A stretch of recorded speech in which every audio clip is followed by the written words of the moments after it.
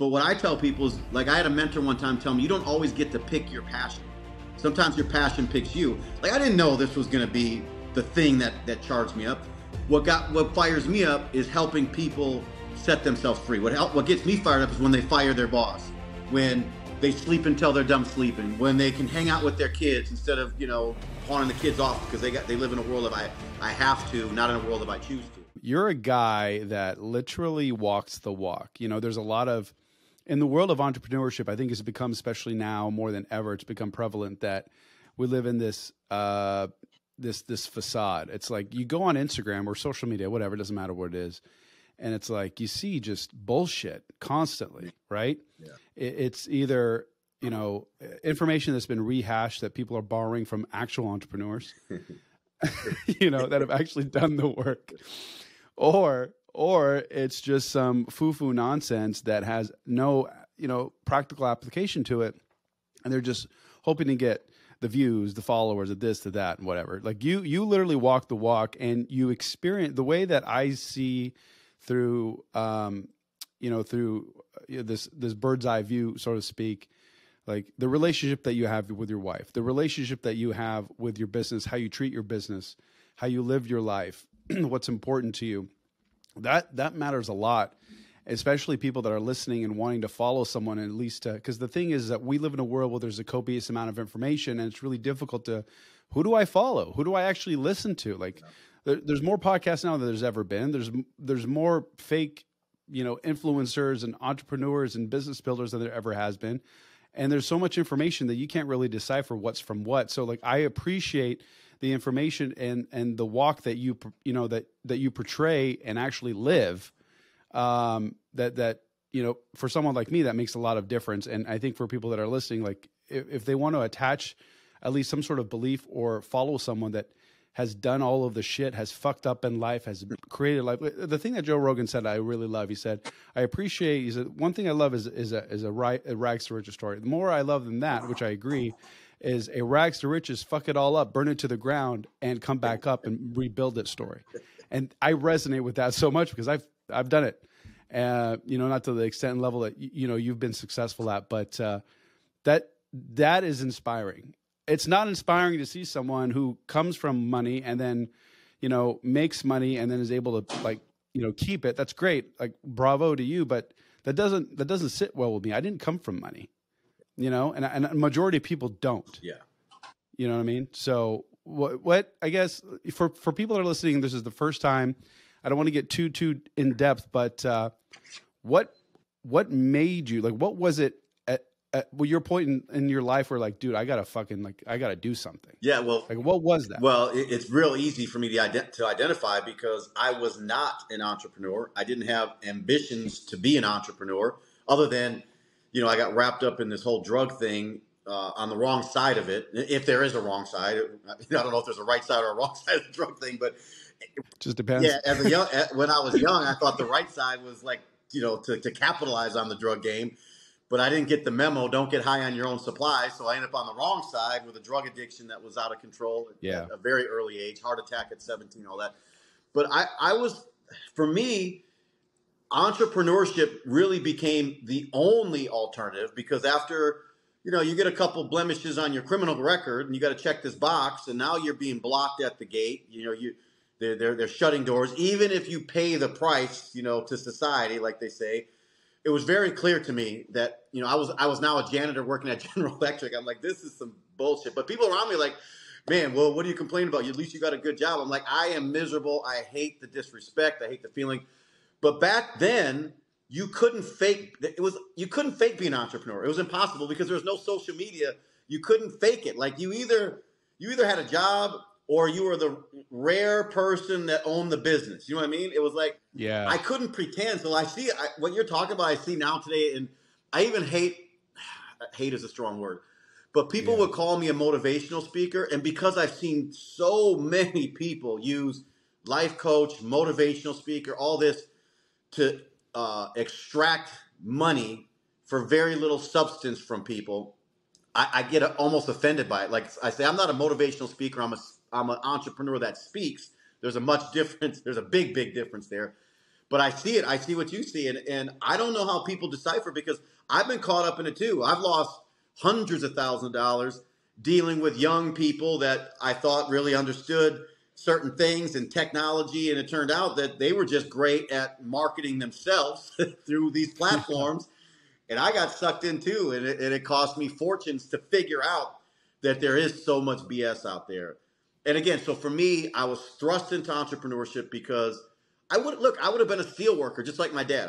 But my dad got Flight for Life picked him up from work one day, and that was the end of that deal. And he still, I was 13, 14 year whatever. I was 13 or 14 years old, and he's still suffering today.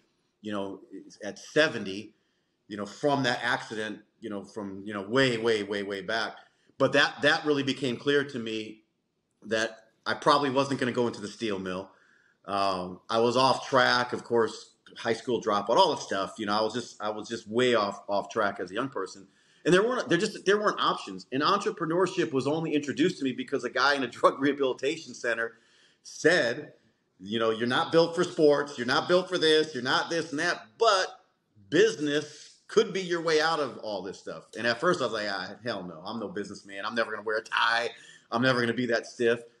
But it turned out he was right. I think he was the first guy to give me a personal development book, How to Win Friends and Influence People. And good book. I was 17, and it was a tough read for me because I didn't really read. It wasn't that I wasn't smart, but I had other things to do. I mean, there was a lot more fun things to do than read. But that changed everything. That was the foundation. That was the seed that was planted that eventually turned into, I don't know, over $1 billion in sales and all this stuff now.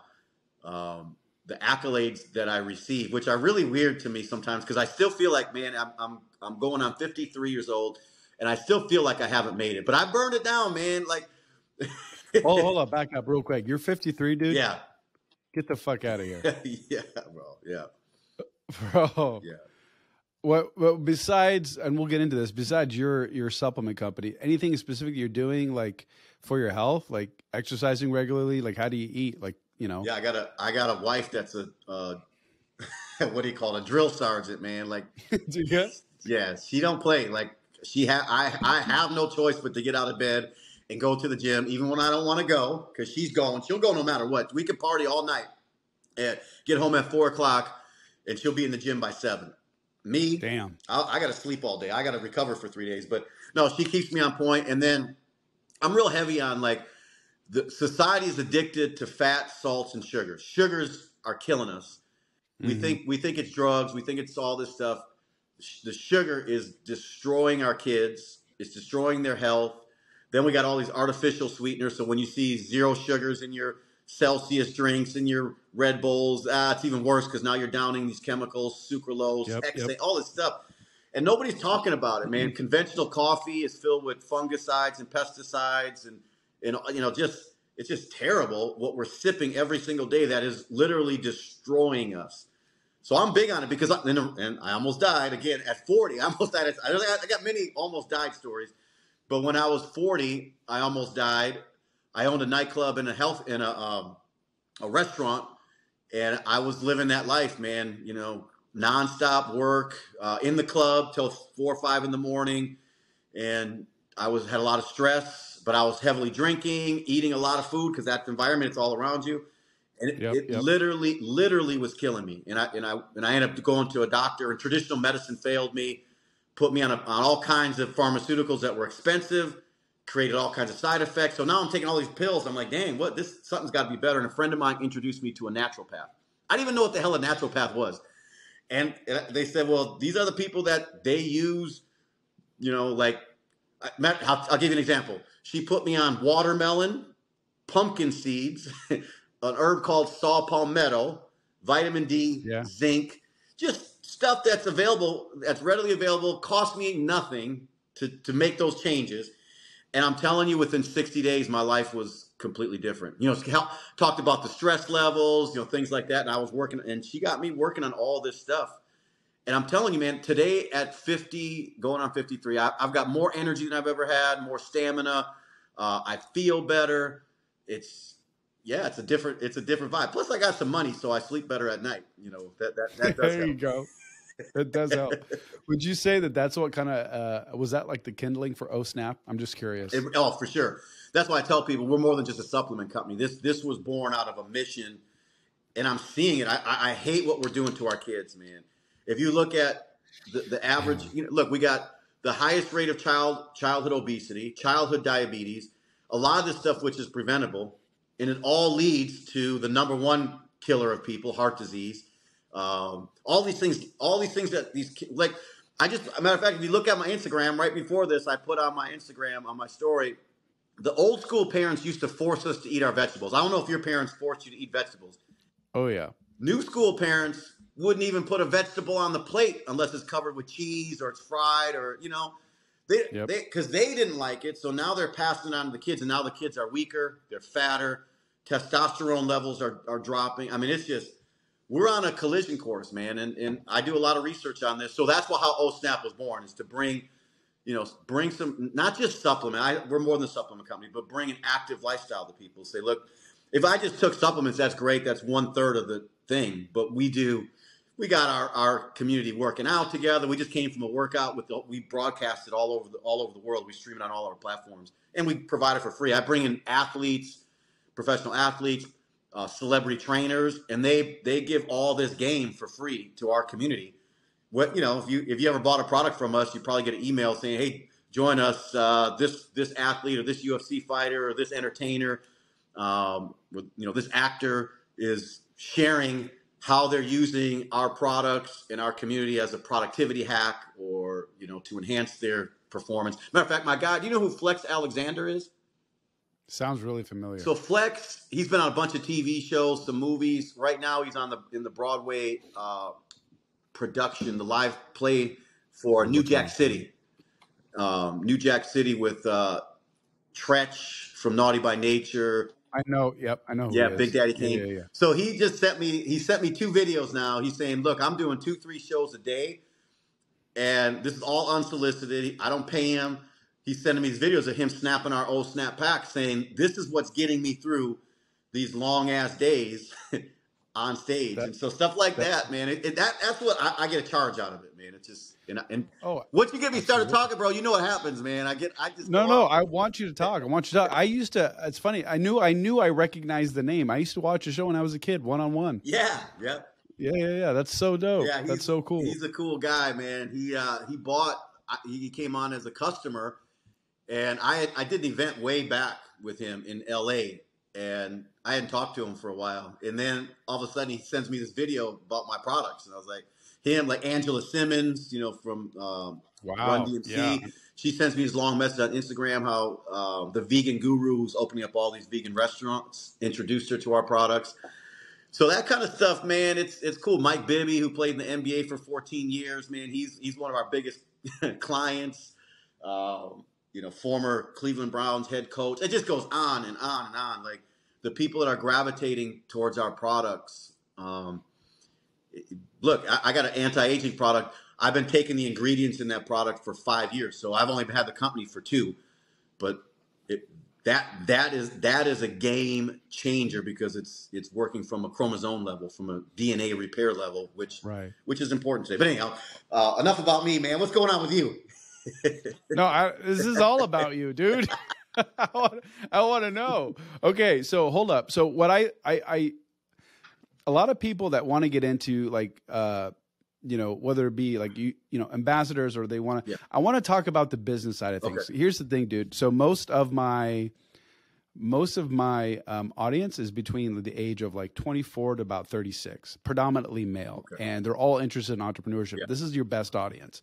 So I want to know, hey, if you're interested, you want to make a little money or you want to make a lot of money, you want to help people, what's the pitch? How can they get part of this? And what's the best avenue, especially if perhaps they're in their younger 20s, they don't have a lot of money to invest? What can they do? Well, and that was me, bro. Think about it. I got pitched on an opportunity when I was just coming out of jail, Milwaukee County lockdown, and my path was colorful and difficult for me to get employment. And someone introduced me to this idea of repping a brand for a company. And anyway, so it didn't happen real fast. But for us, it's real simple, man. right now for the month of December, for those that happen to catch this in December of 2022. I'll release it before. Okay, cool. So if you're catching it before that, you can build we help you build a e-commerce drop shipping supplement company for free. Oh shit. Yeah, for free. We do. I mean, we have all. I got automated systems, automated apps that do all the tracking, everything, all at your fingertips. So we're offering in December. We're calling it December to Remember. So anybody that wants to get down with us and learn. So I tell people first you learn. Like me, I had to learn first. I had to learn, and then you earn. But the beauty of it is they're earning while they're learning. So we're paying them.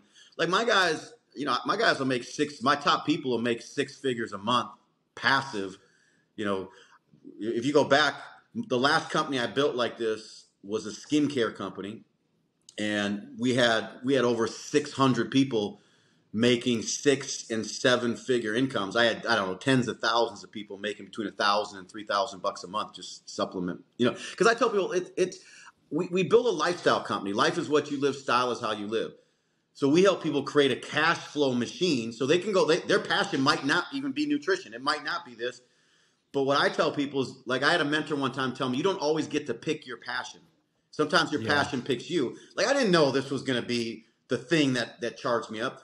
What fires me up is helping people set themselves free. What gets me fired up is when they fire their boss, when they sleep until they're done sleeping, when they can hang out with their kids instead of, pawning the kids off because they live in a world of I have to, not in a world of I choose to.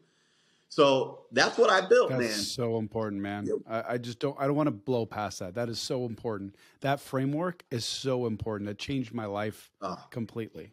Dude. Man. Oh my God. And most people never have it. And people get on this, what a lot of entrepreneurs do without even realizing it is they simply trade one rat race for a new rat race. They're still on the wheel every day, and if they get off the wheel, the whole thing falls apart, or it's their personality that drives it. What we teach people is how to truly scale. My biggest market was South Korea. My first year in South Korea, we did $100 million. I don't speak Korean, but I built a scalable business. I think like McDonald's. Like, how do I get a distribution point in every single corner all over the world? Well, you got to dumb everything down to its lowest common denominator. There can't be any fancy footwork. It can't be about how great of a salesperson you are, because what good is that going to do if you can't speak Korean? Or if we go into Mexico and you can't speak Spanish? I mean, I don't care how good of a salesperson you are in Chicago. That shit ain't going to work in Seoul, Korea, or Tokyo, Japan, or even in Australia. And so that's what I found is that we put all these systems in place, so we made it push button. Like I'd say I'd rather have a whole bunch of stay-at-home moms or a bunch of young hustlers that just want to make things happen that can push a button on an app and do that aggressively for 4 hours, 5 hours a day, or 15 minutes a day, depending on their schedule, than some powerhouse salesperson who comes in like a bottle rocket. They all kinds of flash and a boom, and then they disappear because they end up frustrated because everything is dependent on their mouth moving. And when that stops, the money stops. Here, what I always had that my rich friends didn't have is I had time freedom. Like, people always were like, how the hell are you on this beach? Or how are you over here? Because I was building my business like that, where, they had to go into an office or they were trapped into a certain structure. And a lot of times they created it. But it was for some of them, it was so big, that was their biggest challenge, is that it was generating millions, but their kids weren't seeing them. They had issues with their spouse because there was an engagement inside the family because it was all in the pursuit of money. So I caught on very early. I had to really take inventory. What do I really want? Do I want the money? Is it just about the money? Do I want the Ferraris? Yeah, I did want all that stuff, and I did get all that stuff.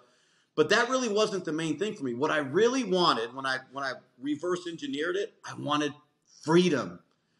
I wanted to sleep until I was done sleeping. I wanted to tell my kids on Wednesday we're going to Disney World on Thursday, and not ask a boss, not check with employee, not make sure, everything, it was already done. We just roll. That's how it is. So for me, it was not just financial freedom, it was time freedom.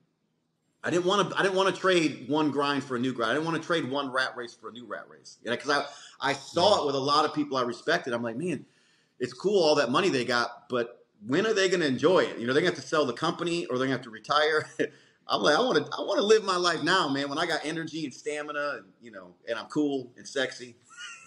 I'm with, I'm with you, man. I'm with you. I think that's the biggest differentiators. Like most people, like, you've got like what do you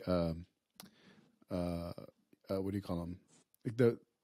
Like the Steve Jobs of the world, Yeah. right? Where it's just work, and there's for them, it's like the passion maybe is the thing that's propelling them Yeah. to move forward. But a lot of us, man, we like what we do to an extent, or maybe we find something and it's making us a lot of money. But like, dude, I'm with you. Like the end goal isn't to work 16 hours a day for the rest of my life and then, ooh, great. I'm a multi-millionaire, but I have like less than 5 minutes a day with my children. Like that's terrible Yeah. for me. This is not, Well, I get and a I don't lot think of, most on people, that note, I get a lot of very successful people in my circle. And a lot of times they let me know how successful they are, and I'm always yeah, like, well, congratulations on your success. But two things I'm really interested in is your successors. Who have you helped create to have that type of success? Without, like all these package pushers, man, I'm so tired of all, and nothing wrong with it. I made my life on buying courses and personal development, but now it's like everybody and their grandmother, the whole industry is just on, let me create a generic course for you. You just market it. And it's all just, like you said, it's regurgitated nonsense that came from the early entrepreneurs, and now everyone's packaging it. But also, let me have a conversation with your kid. If you have kids, let me have a conversation with your kids, and then I'll tell you how successful you really are. yep. And that, because that's exactly what someone said to me one time, and I'm like, oh shit, that'll punch you in the To gut. take a step further, John, I think to take a step further, this is something that I had to come to terms with, which was like spending time with your children versus being present with your children. Ooh. Like how many hours, like, okay, you might be around your kids on your phone, on a phone call, answering emails for 4, 5, 6 hours a day. But were you actually present? Like I've spent an hour with my kids being actively present versus an entire day working, but I'm in their vicinity, and that 1 hour overshadowed that 6 hours of me just being in their vicinity. I'm like, oh my God. Bro. So now I'm trying to be more self-aware and cognizant of the fact that if I put my freaking phone down, like I don't need to work right now. It's fine. My kids are here. Let's do something. We're going to do this, whatever. Even if it's like, hey, can you play a game with us? Can you play hide and seek? Can you play chess? Or can we go to the park? Or can we go do this? Just simple things. I think a lot of people this doesn't have to be a luxurious thing. You don't have to take a private jet and fly to, fucking Tahiti and take your children. Like that's great. But it's like the little things. It's the small little things on a day-to-day basis. The thing that I did the other day that was just magical for me was my daughter was sick, so my other daughter was in her bedroom, and so one of my daughters was with my wife, and the other one just likes to hang out kind of herself in her room. And she's like, "Can you just lay down with me?" She never asks me. Yeah. Most of the time, she wants to be left alone. And I was just laying on the floor. I was like rolling my back on a foam roller because I've got a bad back. And she comes and lays down with me and just holds my finger for the entire. My kids are 8 years old. Oh.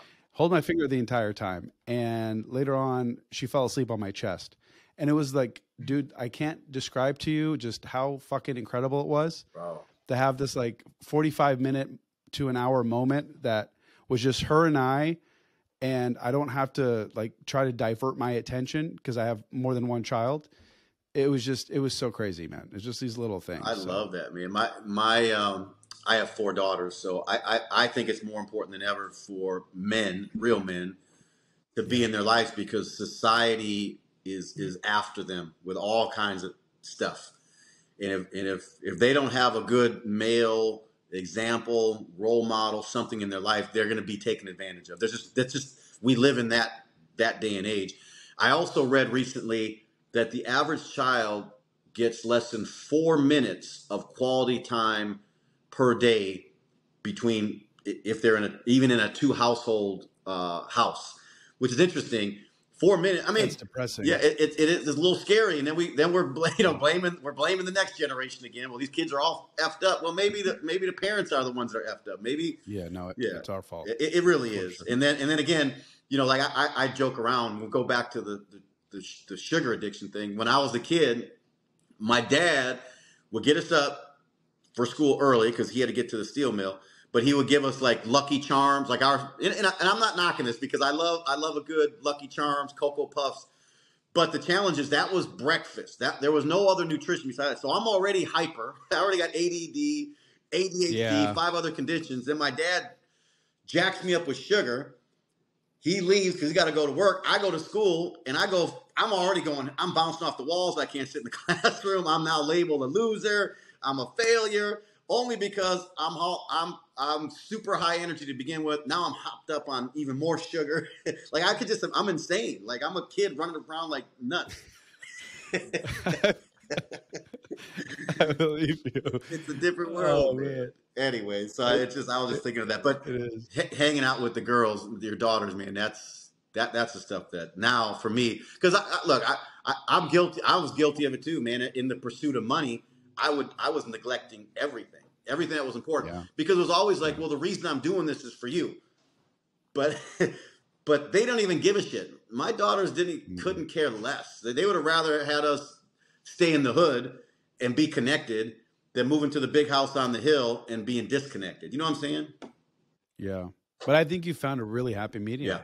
Really nice happy medium where you're able to find success and be present and get to enjoy experiences. And, you know, like thankfully, like how many men, especially successful men in their 40s and their 50s, that really are focusing on their health? Not a lot.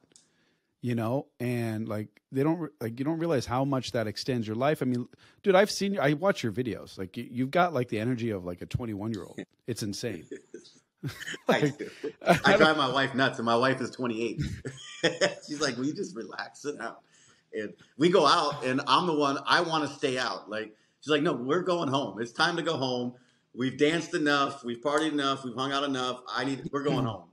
I don't stop. And I don't want to stop. I just feel like when you stop, comfort is a challenge for me too, because I can get comfortable really quick. And if I get comfortable, I start to lose my edge.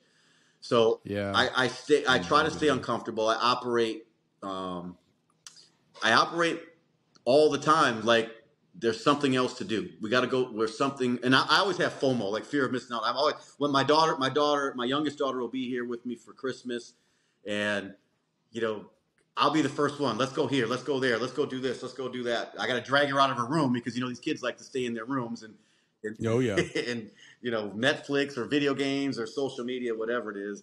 I'm trying to go to play basketball. I'm trying to go, you know, run around the neighborhood. You know, I bought one of these electric big wheels. Have you seen these grown up big wheels that go like 35 miles an hour? No, it's on my Instagram, but I like all that kind of stuff. I gotta watch it. So that's the kind of stuff I'll put instead of a Ferrari, get me some crazy mini bikes or some go-karts or something. Something that you're actually going to enjoy. Yeah.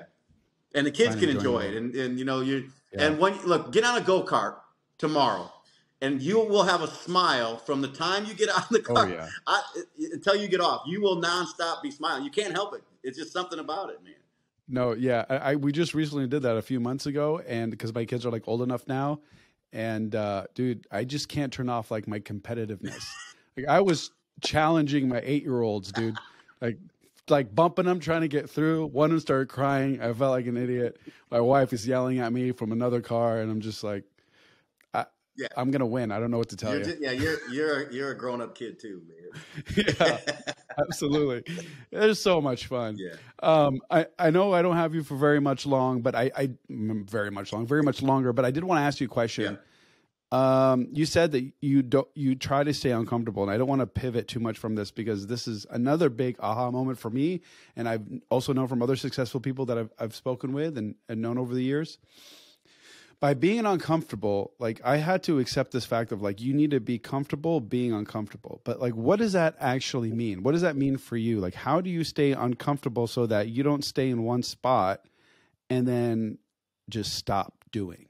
Well, number one is I'm doing something for more than money. You know, there's a purpose. Like you said, there's a lot of guys in their even their 30s, but 40s, 50s. By the time you get into your 40s and your 50s, your waistline is probably double, in some cases, what it was when you were 20. You start to see people have like, I call them soy-based bodies, where We're a Yeah. lot softer. We're heading towards something that's probably not good, and it's slowing us down. So for me, I have a company that I get excited about getting up in the morning because, yeah, we're going to make a lot of money, and we are. But there's something about this whole thing. There's another life that's going to be changed. There's going to be another batch of emails coming into my customer support, unsolicited, from customers saying, because of you, like Richard Townsend, great example. This dude got involved in our program. He's lost 100 pounds. This is a big dude, good friend of mine. And he said, look, I've done I've done all these different things, but it's the first time I ever got into an environment where I could be myself. And this dude's down 100 pounds, got another 40 pounds to lose. But it's not just the pounds itself. These are pounds that will stay off because he's part of a healthy lifestyle now. Before he had, Yep. look, I can sell you right now. I can sell you a detox deal, which is basically a laxative. You shit it all out, which a lot of these companies do, and you lose weight for sure on it, and you make a great testimonial, but it always bounces back, and it's not addressing inflammation from the inside. All these different things. So we have something that it makes me want to jump out of bed in the morning, want to go do something. And let me put it in perspective. In the company that I sold, the problem with that company, I was kind of over it, but it was spitting off lots of cash, $250,000 a month, whether I rolled over in bed or rolled out of bed. So look, I was getting more and more comfortable. And then I went through a divorce, and now I'm in nightclubs every night. I'm in strip clubs. I'm drinking 4 Manhattans a night. By me getting too comfortable, I started to go into bad habits. Once you start getting comfortable, next thing you know, you're on Netflix every night. Yeah. Call of Duty comes back into the picture. Yep. Alcohol, smoking too much weed. I mean, all this stuff started to happen to me, and I was slipping. And the challenge is it happens so gradually, man. You don't even realize it. It's a little nudge.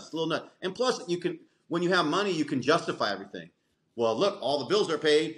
I got extra coming in. It was easy for me to justify as I was slipping into these bad behaviors.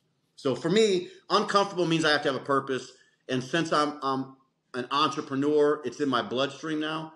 I have to have a business that's tied to my purpose, because then I'll get up in the morning. I'll get up early. I'll stay up late. I'll promote the hell. I'll drive you crazy until you buy or die. And that keeps me going. The challenge is there's more people that need to experience what we have. And as long as that's the case, as long as I get up excited about it, that's what does it. And, I have a young wife, man. And I'm not telling people that they need to get a young wife, but for me, hell, you don't need Viagra if you have a young wife, number one. Now, this is not for everybody. Don't get mad at me, women, any women that might be listening to me. But I have excitement. I have reasons and energy. And I have a lot of reasons just to stay young, healthy, and vibrant. I'll just put it that way. And that keeps me uncomfortable, because I'm telling you, even today, we did the workout with the team. I could have easily stayed in bed. Oh yeah. I hear you. And back, if you go back right after I sold my last company, I would have stayed in bed, no matter what. My wife just yelled, "But I make you." I don't know if you could hear her in the background. No, I heard her. So would you say like a big proportion? I don't want to say it's the only thing, but do you think? Because I don't know the timeline of like when. Okay, so you got divorced, you went into being comfortable, you started getting into these bad habits, and then like at what point, I guess, did you meet your now wife and you started on this like upward shift that ultimately led to all these things like oh snap and your new outlook on life and whatnot? Well, it was I met my wife in 2016, my birthday weekend at a nightclub. I was walking in, she was trying to walk out, and I happened to see her when she was coming out. I said, "Oh, no, you can't leave. You have to come back." And she's like, "No, my friend, we already been here." I said, "No, bring all your friends. We're going to my table, blah, blah, blah." And we have not been apart since then. But we had a conversation very early on. Before I went out that particular night, I was so sick of myself, because for 3 years, because I just came off of the divorce, I came off of selling a company. So for 3 years, I was doing all kinds of things that I was not working on a business. I was spending money on bottles, popping bottles every night, strip, all this stuff. I didn't like myself. So the affirmation I made that night, I said, I'm done with this life. It's my birthday. This is going to be my last hurrah in this lifestyle. And we had that conversation shortly after I left the club. I said, look, just so you know, this isn't my deal anymore. I'm kind of done with this whole scene. I'm getting back into what made me who I was, into what gave me purpose and power and passion. And it was interesting because she was kind of in a similar place, because she had people with colorful backgrounds or made mistakes. At a certain point, you're either going to keep doing that, or you're going to say, like Jim Rohn used to say, beware of the man or woman who just had enough, because that's when you're dangerous. When you finally make that decision that I'm sick and tired of being sick and tired. I'm sick and tired of being this person. I don't want to live this way anymore. That's when you'll truly do something about it. Most people today are so comfortable because the government gives them money. I mean, we gave them more money to be unemployed than to be employed. People can stay home, and we created comfort at such a mass scale. And now you can see the price that we're paying. I talk to friends that can't get employees to work. It's just, it's a comfort is the killer. When you become comfortable, you start to conform.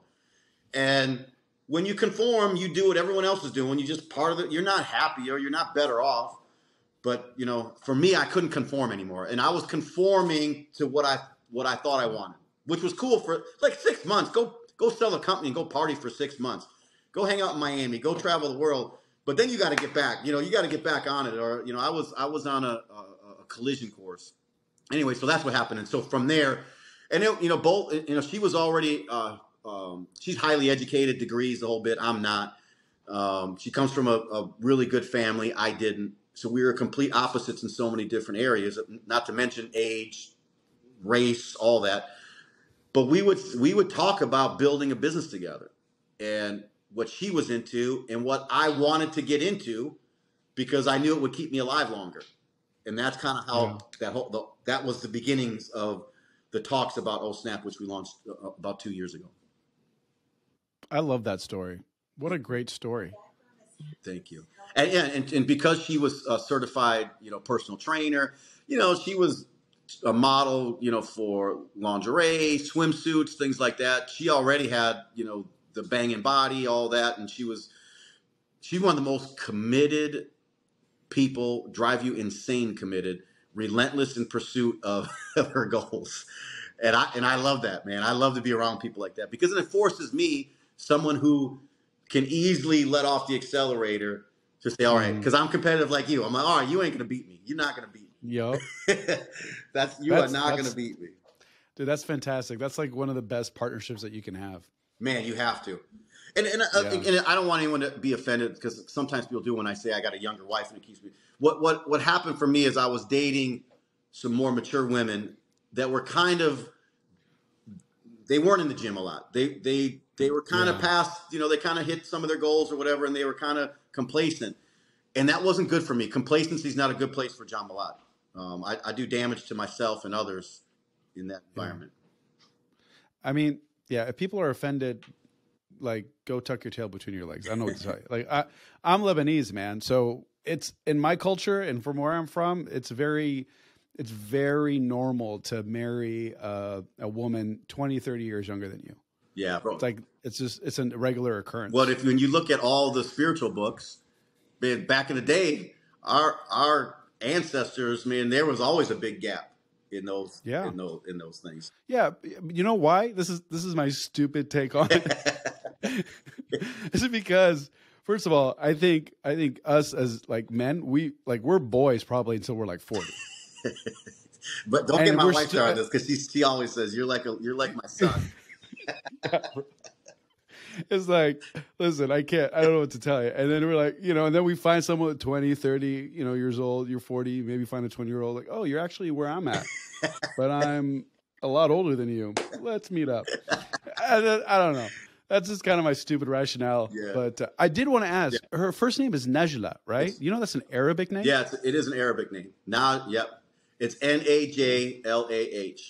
Yeah. When I saw it, I was like, oh, damn, that's an Arabic name. What up? Yeah, awesome. Arabic, and she comes from a great family, just super, just good people, high integrity, high caliber people, and that's attractive as well, because you gotta have you gotta have someone that you can trust, and that if you're gonna build something with, Don't do it with someone you can't trust. Cause look, this is my third marriage, so I'm not the best. I'm not like, I shouldn't be a marriage counselor. Maybe I should be, because I can tell you exactly what not to do.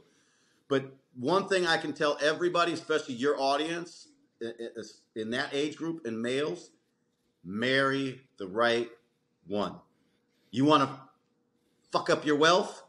Marry the wrong one. You want to cut yourself in half? Marry the wrong one. You want to accelerate your income? You want to accelerate your path, your purpose? Marry the right one.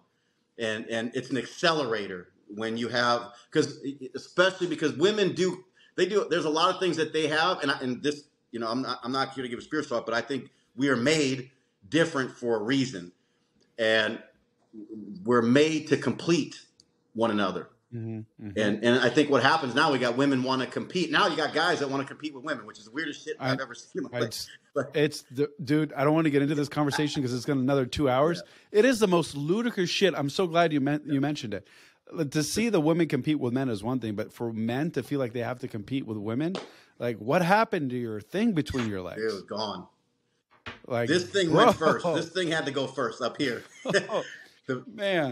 The top head went first, and I mean, that's like insecurity to the utmost degree. I've never seen that. I couldn't believe it when I started noticing on social. Then I started noticing like social settings. I'm like, what's happening here? Yeah, bro. I would be embarrassed to stand on the podium. Yeah. Come on now. I mean, it's one thing when you teach. Like my daughters know. Like you said, we're competing, and I'm not letting them win. Because I want them to grow. No, that's different. That's a whole different deal. But that's silly. This world is, it's different, man. I'm not one to say, oh, the world's falling apart. I do see a lot of challenges that we've got to fix as a society. The world is falling apart, John. It's falling apart. Like I mean, if you were able, here's the thing, and maybe it was always falling apart. It's just that we have access now to everything that's going on nonstop 24/7, that we're able to see like clips and bits and bytes of information and videos and things. Maybe, I don't know, but it's disheartening, and it's really scary and sad all at the same time. Well, it's part of the reason why Najla and I are not having kids anytime soon. I don't blame you. Yeah, I do not. We've been having these conversations. We think we could bring in an incredible child, but it's the outside forces. When they leave the house and you go into an environment where they're reprogramming, that scares us a little bit. So we're definitely postponing it until further notice. Well, either way, you guys know best. It is frightening. Like, would I do it all over again now? I'm probably in the same boat that you're in. Yeah. Man, like it's frightening. I have an older daughter too. She's 22 years old. And so like, I thank God that she comes from like that other era, because now she can be the role model for her younger sisters. But it's just like, if I were to have a baby now and the next 10 years, like what the fuck? Anyways, I'm going to let you go. Last thing. Okay. So if people want to become a brand ambassador, they want to start making some money. I mean, hell, I might just start doing it and just promoting on my podcast. Yeah, it's simple, bro. Just make a little extra, whatever. It's just a link, man. That's why I tell anybody, if you have any type of business, it's like this. At one time, there were gas stations that just sold gas. But somebody said, well, these people, they're going to buy their bread, their milk, their soda, their gum somewhere else. Let's turn gas stations into a spot where they can get gas and get all this other stuff. I tell people all the time, you should have, like, especially when you've got a podcast like this where it's about development, it's about becoming better. Like our philosophy is transforming minds, bodies, and bank accounts. So I tell people all the time, if you're in a service business, you're in something where it connects, I think it makes sense. It's just a link. And if someone buys, you get paid. No big deal. Or someone hits you up and says, I want to make some money. You could get an override on it. I don't know why people wouldn't do that. It's a passive source of income, and especially my big influencers and athletes. I got a bunch of former professional athletes that a lot of these athletes go on to sell insurance and real estate, and they never quite make it to where they were before. So I show them, look, let me show you how to get that type of lifestyle in a business like this, and I'll help you build the damn thing until it gets to that point. That's why like a Mike Bibby, who made $100 million in the NBA, is one of our brand ambassadors. Jonathan Wells just introduced me to the owners of the Houston Texans. We were in their suite snapping our, because I got these snap packs that are liquid. You shake them and snap them, and they're all blown away. We launched a new espresso product. They're like, they want to put them in all the owner suites. I met one of the owners. He just paid $300,000 down payment for his owner suite. The next day, he became a brand ambassador. And it's like, so that's why I tell people it's kind of like, by the way, you're going to be in these circles anyway. You can say, hey, just check out this link, maybe for you, maybe not, no big deal. Yeah, I mean, I've got sponsors that are all over my links, my websites, my podcast stuff.